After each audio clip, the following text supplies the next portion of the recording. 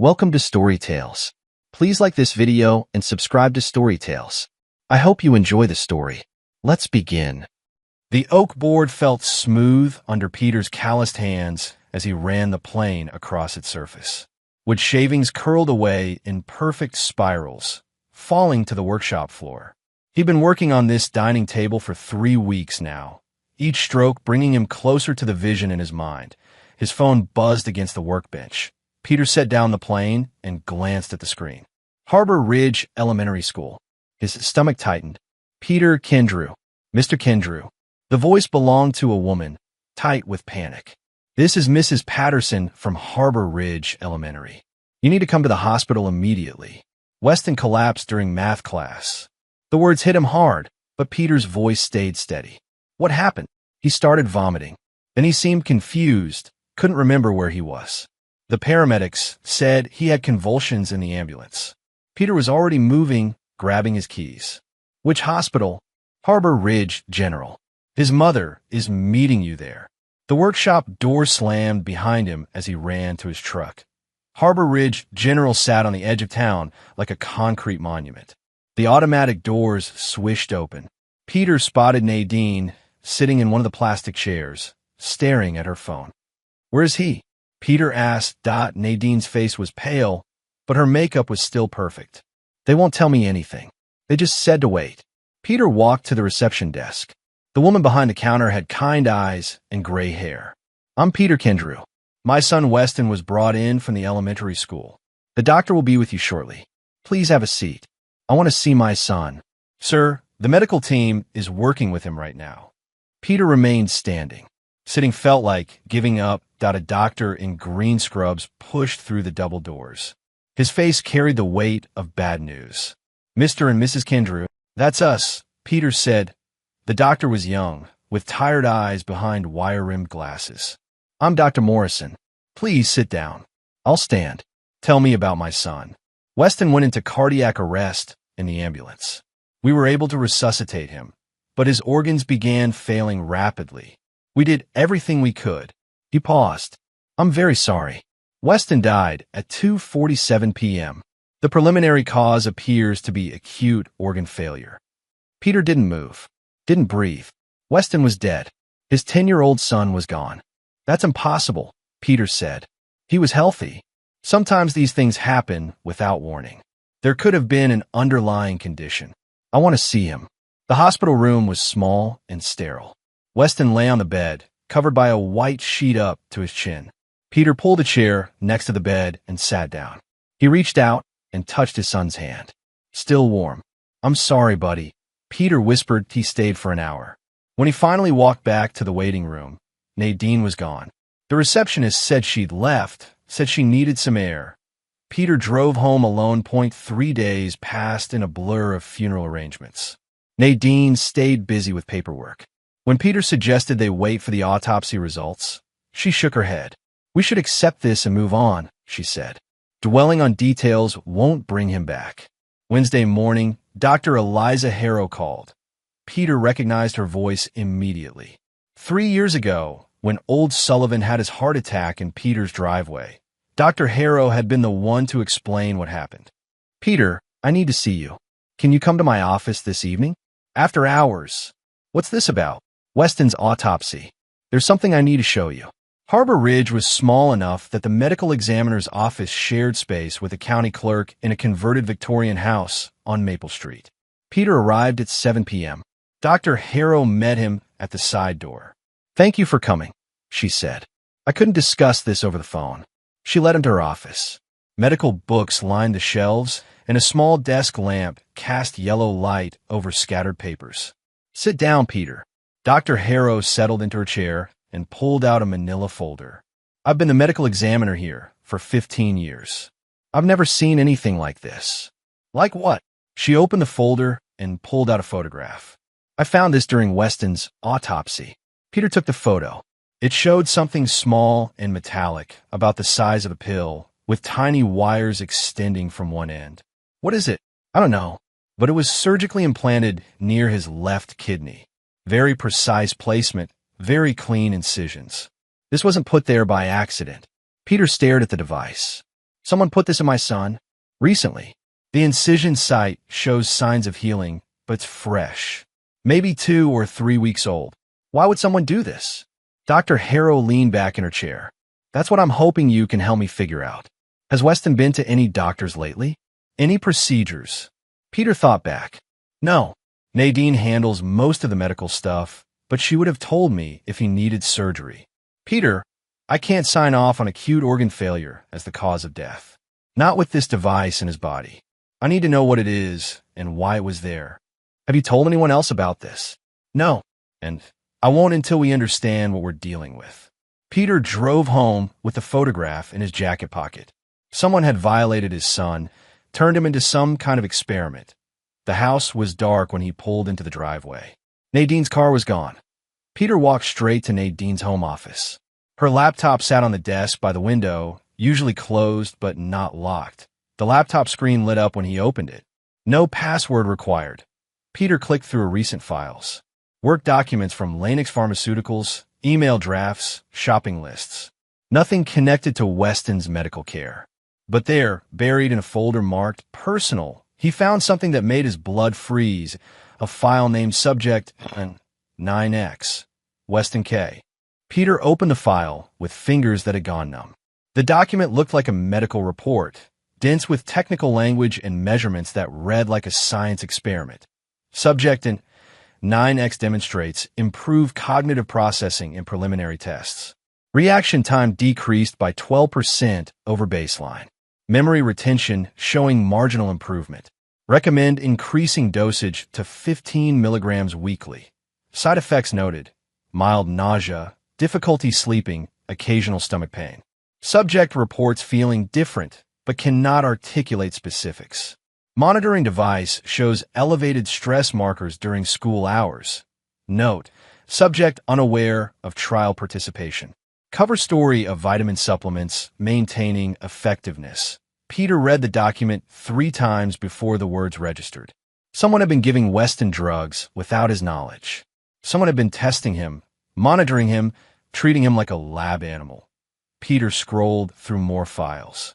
Photos of Weston at different ages, medical measurements, behavioral observations. Brain activity patterns. Detailed notes about eating habits, sleep patterns, academic performance. At the bottom of the folder, Peter found a text message thread between Nadine and someone named Roan. Roan, how did he react to yesterday's dose? Nadine, he complained about his stomach again. Asked me why the vitamins made him feel weird. Roan, that's normal. The cognitive enhancement comes with temporary side effects.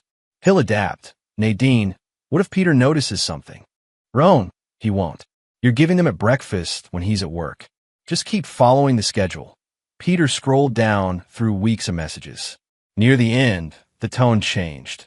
Roan, the readings from his device are concerning. His stress levels are spiking. Nadine, he's been quiet lately, staying in his room more. Roan, I had to increase the dose. He reacted poorly. Don't panic. We'll handle it. Nadine, what do you mean, reacted poorly? Roan, his body is rejecting the enhancement compound. We need to adjust the formula. Nadine, is he in danger? Roan, there's always risk with breakthrough research. That's why the compensation is so generous. The final message was dated 2 days before Weston died. Roan, if something happens, we stick to the story. Acute organ failure, underlying condition, bad luck. You get your payout either way. Peter closed the laptop and sat in the dark office. His wife had been poisoning their son for money. She'd turned Weston into a test subject, and when it killed him, her first concern was covering it up. Headlights swept across the front yard. Nadine's car pulled into the driveway. Peter heard the front door open, heard her keys hit the bowl on the kitchen counter. Her footsteps moved through the house, up the stairs to their bedroom. The shower started running. Peter searched through her things. In the back of her closet, behind shoes she never wore, he found a small cardboard box. Inside was a burner phone he'd never seen before. The message history showed months of communication with Romatics. Peter scrolled through conversation after conversation about dosages, payments, and cover stories. Roan, are you sure he doesn't suspect anything? Nadine, Peter's not that observant. He spends all day in his workshop, comes home tired. As long as I handle the medical stuff, he doesn't ask questions. Roan, good. The trial needs to run for 6 more months to generate useful data. Nadine, what happens after that? Roan, you get your promotion. I get my research published. Weston gets cognitive advantages that will benefit him for life. Nadine, and if Peter finds out? Roan, he won't. But if he does, you can always leave. I told you I'd take care of you. Peter read that last line 3 times. His wife hadn't just been experimenting on their son for money. She'd been planning to leave him. The shower stopped. Peter put the phone back and returned to the bedroom. When Nadine came out of her robe, he was sitting on the bed. How was your sister's? He asked. Fine. We talked about the memorial service arrangements. She sat at her vanity and started brushing her hair. Did you eat dinner? Wasn't hungry. In the mirror, Peter saw Nadine studying his face. You need to take care of yourself, Peter. Weston wouldn't want you to stop eating, right? Weston wouldn't want a lot of things. Nadine stopped brushing and turned around. What's that supposed to mean? Nothing. I'm going to sleep in the workshop tonight. I have work to finish. Peter stood up and walked toward the door. Behind him, Nadine called his name, but he didn't turn around. Peter didn't sleep. He sat in his workshop until dawn, holding the photograph Dr. Harrow had given him and thinking about everything he'd discovered. Dr. Harrow's office opened at 8. Peter was waiting in the parking lot when she arrived. You look terrible, she said, unlocking the side door. Did you find anything? Peter followed her inside and pulled out his phone. He showed her the screenshots he'd taken from Nadine's laptop, the medical reports, the messages, the payments. Dr. Harrow read through everything twice. Roan Maddox, she said finally. I know that name. From where? He works at Lanix Pharmaceuticals. Worked there when I did, about 5 years ago. She set down the phone and looked at Peter. He was part of the reason I left. What do you mean? Dr. Harrow walked to her coffee maker and started a fresh pot. Lanix does legitimate research, diabetes medications, blood pressure drugs. But they also have a side business in cognitive enhancement. Nootropics, smart drugs. And Maddox works on that. He heads the cognitive research division. Very ambitious. Very willing to push ethical boundaries. She paused while the coffee brewed. 5 years ago, he proposed using children of company employees in trials for a new cognitive enhancement compound. Said it would be easier to get consent from parents who understood the science. What happened? The ethics board shot it down. Too risky, too many variables with developing brains. Maddox was furious. He argued that we were being too conservative, that other countries were making advances while we worried about paperwork. Peter felt his hands clenching, so he decided to do it anyway. Without the ethics board, without informed consent. It looks that way. Dr. Harrow poured coffee into 2 mugs. The device we found in Weston, that's definitely a monitoring system. It would track heart rate, blood pressure, neural activity, stress hormones. Real-time data about how the drugs were affecting him. And Nadine knew all this. Based on those messages, she was a willing participant. Peter drank his coffee and tried to think clearly. The evidence was damning, but it was stolen. None of it would hold up in court. But Peter wasn't thinking about court. What would happen if this came out publicly, he asked. Lanix would face federal charges. Unauthorized human experimentation, especially on children, carries serious penalties. Maddox would lose his medical license, probably go to prison. Nadine would face charges too, and Weston would still be dead. Dr. Harrow nodded. I'm sorry, Peter. I know this doesn't bring him back. Peter stood up and walked to the window. Outside, Harbor Ridge was waking up, people driving to work, kids walking to school, normal life continuing. I need you to do something for me, Peter said. What? Keep the autopsy results quiet for a few more days. Don't file anything official yet. Peter, I have legal obligations. Just a few days, until I figure out how to handle this. Dr. Harrow studied his face. What are you planning? Nothing illegal, but I want them to think they got away with it. For now. She was quiet for a long moment. I could delay the final report for a week, maybe 2. That's all I need. Peter drove straight to Dean Cutler's hardware store. Dean had owned Harbor Ridge Hardware for 8 years, ever since he'd left the Army and decided he was done taking orders from people in suits. Peter found Dean in the back office, wrestling with a computer that looked like it belonged in a museum. "I need your help with something." Dean glanced at Peter and immediately pushed back from the computer. They'd known each other for 12 years, served 2 tours together in Iraq. Dean could read Peter's moods better than anyone. "What kind of help?" Peter pulled out his phone and showed Dean the messages between Nadine and Rowan Maddox. Dean read through them slowly, his expression hardening. "They were experimenting on Weston," Dean said. "It wasn't a question. For months. Giving him drugs, monitoring him with some kind of implanted device. When it killed him, they covered it up." Dean set down the phone and leaned back in his chair. "What do you want to do about it?" "I want to know everything about Lennox Pharmaceuticals and Rowan Maddox." "That's going to take some work. I'll pay whatever it costs." Dean nodded slowly. "This isn't about money, Pete, but it's going to be dangerous." "I know. Give me 3 days. Maybe 4. Dean grabbed a notebook. "In the meantime, you need to act normal. Don't let Nadine know you suspect anything." Peter drove home, thinking about going back to the woman who'd poisoned his son for money. That evening, Peter learned more details as he dug deeper into Nadine's files. Weston had been getting injections from Nadine, disguised as nutrient shots for focus. They were prototype neuroenhancers. The device found in him was a sensor node, transmitting internal biometrics to Lennox's data servers. Nadine had enrolled Weston in the trial without his consent in exchange for $150,000 under the table and a promotion. Peter found bank statements showing the payments, the exact amount Rowan had promised. The next morning, Peter waited until Nadine came downstairs for breakfast. She moved through her routine coffee, toast, checking her phone for messages. "We need to talk," Peter said. Nadine looked up from her phone. "About what?" "About what you've been doing to Weston." Something flickered in her eyes, fear, quickly replaced by confusion. "I don't understand." Peter pulled out printouts of the messages between her and Rowan. Nutrient shots, cognitive enhancement, monitoring devices, $150,000 in payments. The color drained from her face. She set down her coffee cup with shaking hands. "Peter, I can explain." "Explain what?" "How you agreed to use our son as a test subject. How you poisoned him for money. How you watched him die and called it bad luck." Nadine's hands were trembling. "It wasn't supposed to happen like this. The drugs were safe. Rowan promised they were safe." "Safe for who?" "Safe for the pharmaceutical company that paid you to experiment on children. You don't understand the research we're doing. The potential benefits for Weston's future." "Weston doesn't have a future. He's dead because you sold him to your boyfriend." Tears started running down Nadine's cheeks. "It's not what you think. I think you've been having an affair with a man who experiments on children.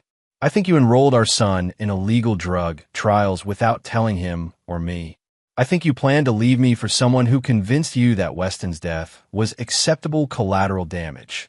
"Peter, please. You did this for money and a promotion. You turned our son into a lab rat." Nadine tried deflection, blaming Peter for being emotionally absent, insisting she did it for Weston's future.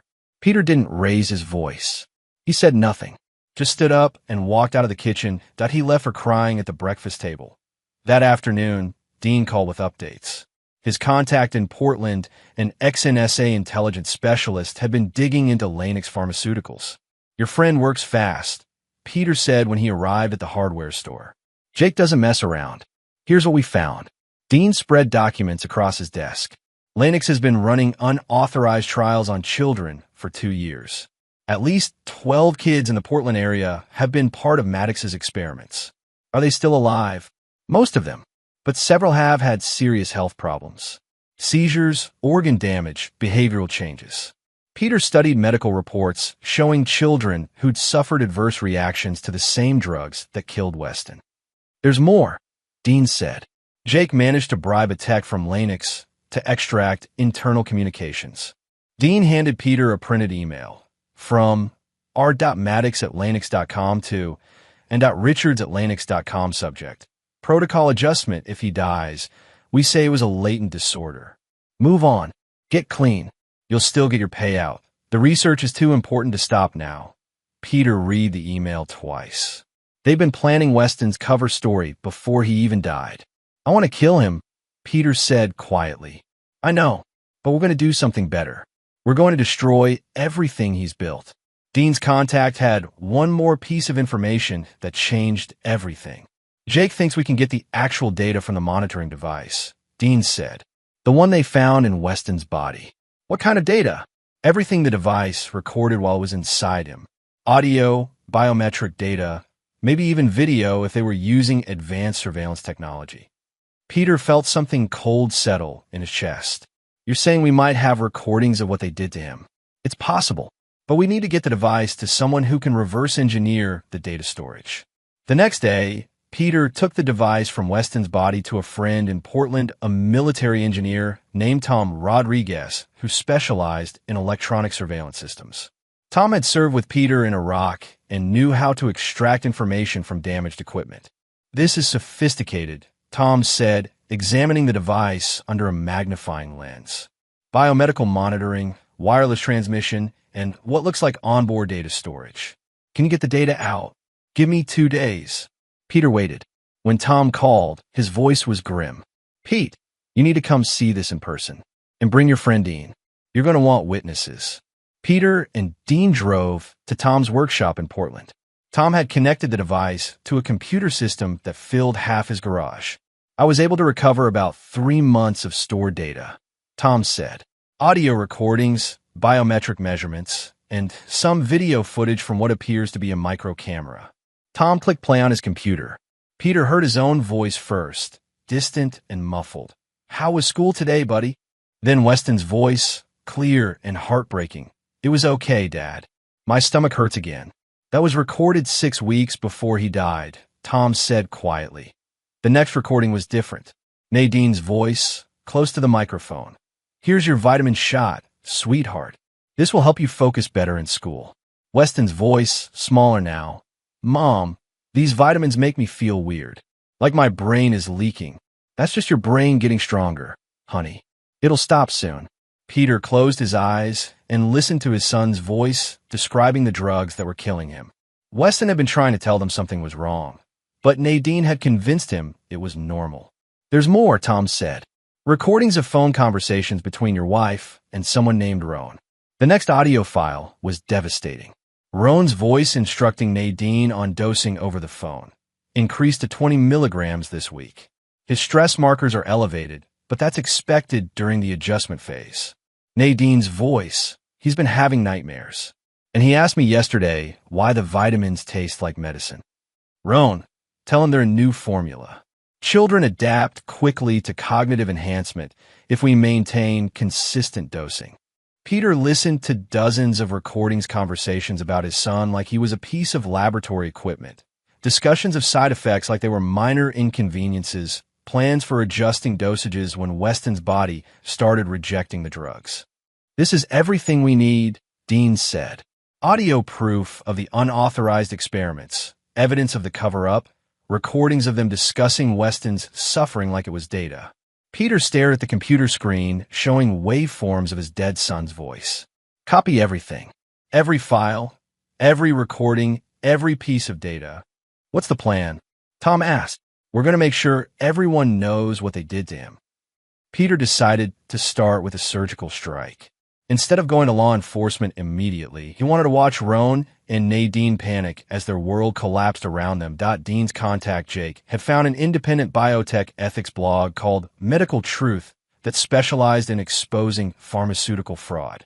The blogger, Dr. Sarah Chan, was a former FDA investigator who'd built a reputation for breaking stories about corporate misconduct.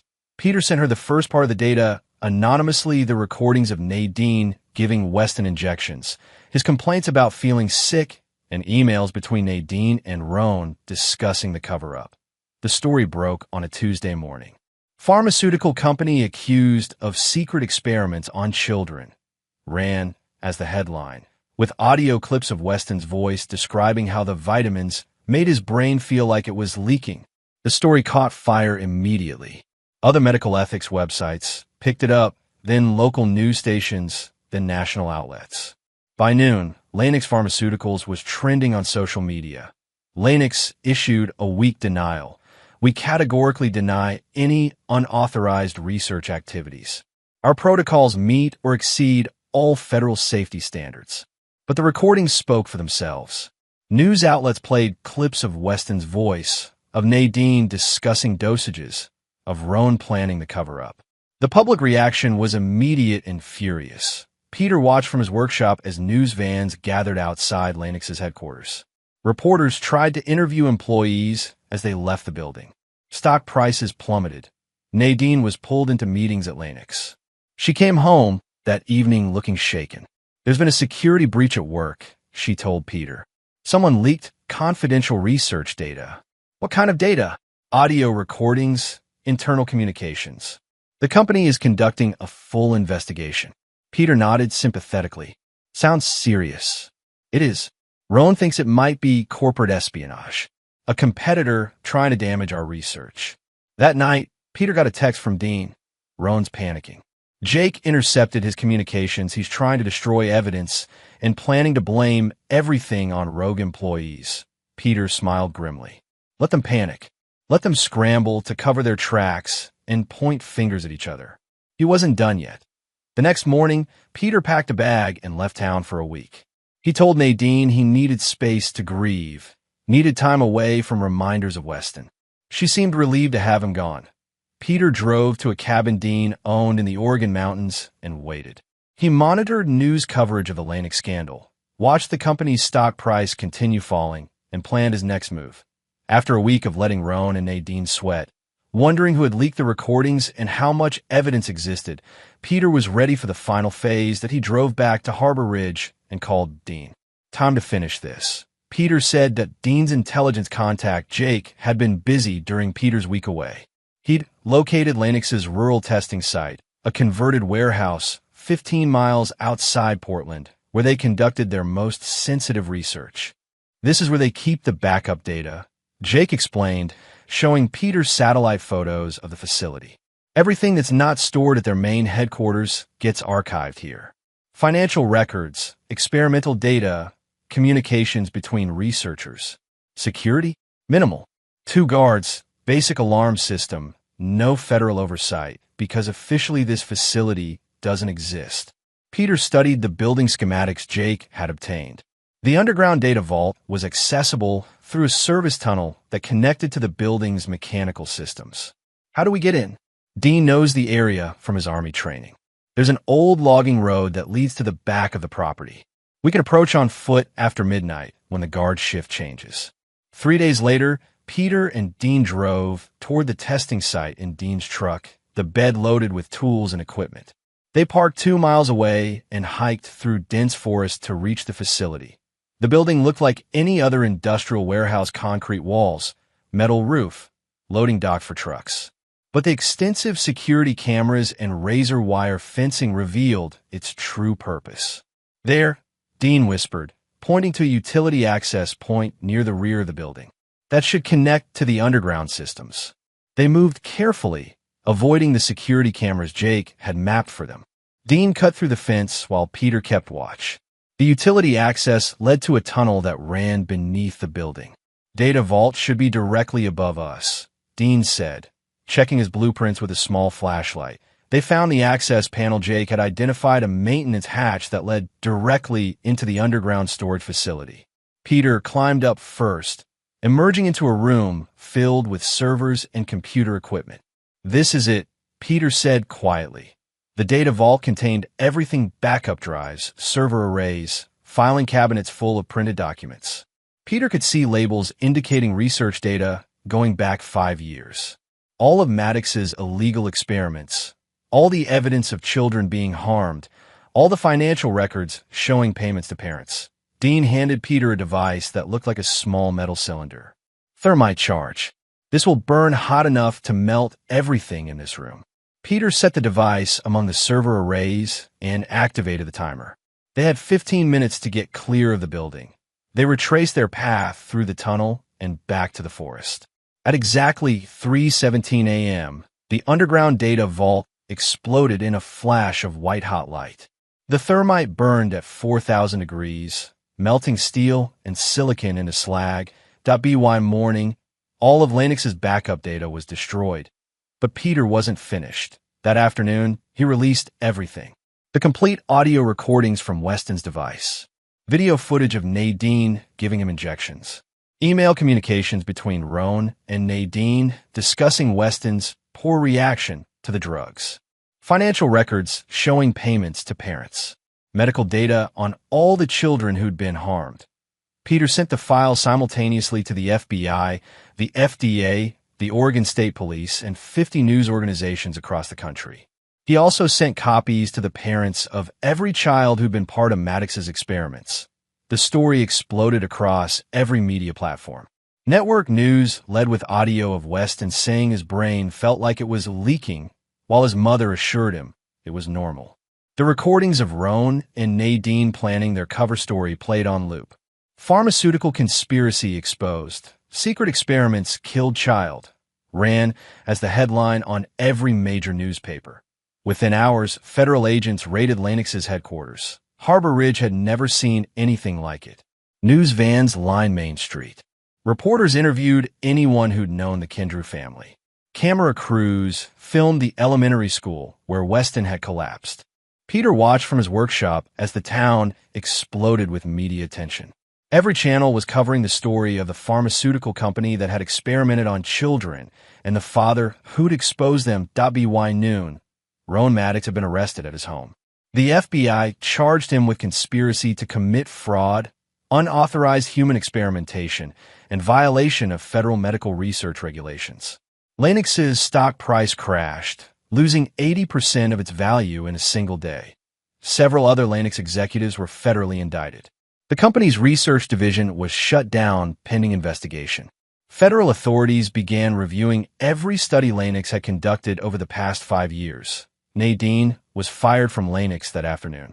Federal agents arrested her at her sister's house, where she'd been hiding since the story broke. She was charged with involuntary manslaughter, child endangerment, and conspiracy to commit fraud. The media coverage was relentless. Photos of Weston appeared on every news website.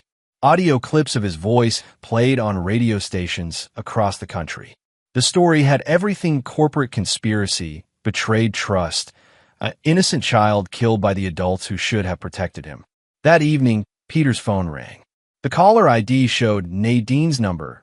He answered on the third ring. "You destroyed my life," Nadine said. Her voice was hollow, defeated. Peter was quiet for a moment, thinking about Weston's voice on those recordings, asking why the vitamins made him feel sick. "You wanted a better one," he said. He hung up. The phone didn't ring again. 3 weeks later, Peter sat in the office of Catherine Morrison, one of Portland's most prominent medical malpractice attorneys. Morrison specialized in pharmaceutical litigation and had built her reputation taking on companies that put profits ahead of patient safety. "This is the strongest case I've seen in 20 years, Morrison said, reviewing documents spread across her mahogany conference table. "The evidence is overwhelming. The damages are clear, and the defendants have no defense." "What kind of settlement are we looking at?" "We're not settling, Mr. Kendrew.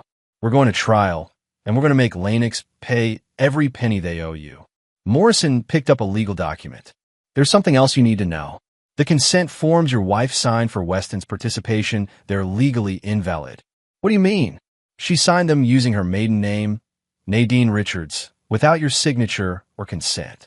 Under federal law, both parents must provide informed consent for any medical research involving minors. Since you were never consulted, the entire trial was unauthorized." Peter felt grim satisfaction. Nadine's attempt to hide her involvement had created the legal opening they needed. What does that mean for the lawsuit? It means Lennox can't claim they had proper consent. Every procedure they performed on Weston was assault and battery. Their insurance won't cover liability because they knowingly violated federal regulations. Morrison ran numbers on her calculator. Loss of life, pain and suffering, medical expenses, punitive damages for willful misconduct. We're looking at a judgment of $15 to $20 million. Can Lennox pay that? Probably not. This lawsuit will likely bankrupt them, but we can attach their assets and force liquidation. Peter thought about the other children who'd been hurt. What about the other victims? We're coordinating with attorneys representing 11 other families. Your case will establish precedent for the others. Lennox is facing total liability exceeding $100 million. 2 months later, the case went to trial. Peter testified about finding the device in Weston's body, discovering the secret files on Nadine's computer, learning about the unauthorized experiments. The jury heard recordings of Weston's voice, describing his symptoms while Nadine assured him everything was normal. The trial lasted 6 days. The jury deliberated for less than 2 hours. They awarded Peter $22 million in damages. Within a week, Lennox Pharmaceuticals filed for bankruptcy. Peter donated the entire settlement to establish the Weston Foundation, dedicated to whistleblower support and child medical ethics cases. The foundation would help other parents whose children had been harmed by unauthorized medical research. 6 months after the trial ended, Peter drove to Dean's cabin in the Oregon mountains. He brought with him a cardboard box containing the last of Weston's belongings: clothes, toys, school projects, everything that remained of his son's 10 years of life. The cabin sat beside a small lake surrounded by pine trees. Peter built a fire in the stone pit behind the cabin and began burning Weston's things one by one. Each item held memories: the baseball glove from Little League, the rock collection from family camping trips, the science textbooks Weston had read beyond his grade level. Peter saved one item for last: a drawing Weston had made 3 months before he died, showing the two of them building a treehouse in their backyard. Weston had drawn himself handing tools to his father while they worked together on the platform. "We never got to build that treehouse, buddy," Peter said quietly. He folded the drawing carefully and put it in his jacket pocket. Everything else went into the fire. Peter drove back to Harbor Ridge as the sun set behind the mountains. The town looked the same, but felt different now. People nodded to him on the street, spoke to him with respect tinged with sympathy. He was the man who'd brought down a pharmaceutical company, the father who'd fought for his dead son. Back in his workshop, Peter began work on a new project. A bench design he'd been thinking about since the trial ended: simple lines, perfect joints, the kind of furniture that would last generations. He carved a small inscription on the back: the Sentinel. The bench was for Weston, a way of remembering him that had nothing to do with medical experiments or corporate conspiracies. Just a father's love for his son, expressed in wood and craftsmanship. Peter framed Weston's drawing and hung it on the workshop wall where he could see it while he worked. The treehouse they'd never built together, the future that had been stolen from both of them. But Weston's death had meaning now. Federal regulations had been changed to prevent unauthorized research on children. Dozens of families had received compensation for their children's suffering. A pharmaceutical company that treated kids like lab animals had been destroyed. Peter ran his hand along the smooth surface of the bench and thought about his son's voice on those recordings, asking questions about how things worked, trying to understand why the adults in his life were making him sick. "They treated him like a lab rat," Peter said to the empty workshop. "I made sure they'd never forget who he really was."